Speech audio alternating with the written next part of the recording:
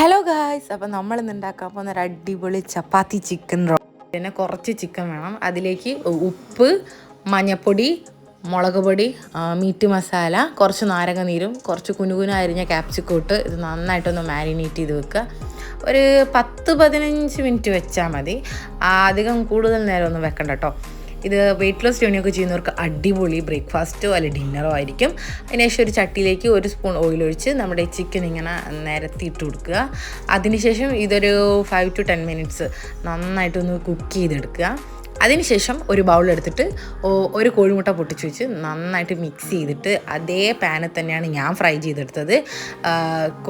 ഒരു കോഴിമുട്ടയോ 2 കോഴിമുട്ടയോ നിങ്ങൾക്ക് എടുക്കുക, അതൊക്കെ നിങ്ങളുടെ ചോയ്സാണ്.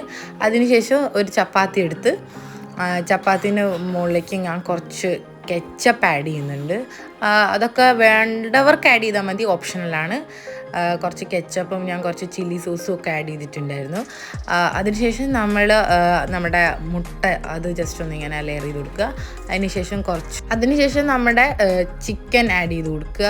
നമ്മുടെ ഫ്രൈ നേരത്തെ നമ്മൾ മാറ്റി വെച്ച് നമ്മുടെ ചിക്കൻ ആദ്യം ഇട്ട് കൊടുക്കരുത്. നമ്മൾ ആദ്യം മുട്ട കഴിഞ്ഞിട്ടാണ് ചിക്കൻ ഇടുക.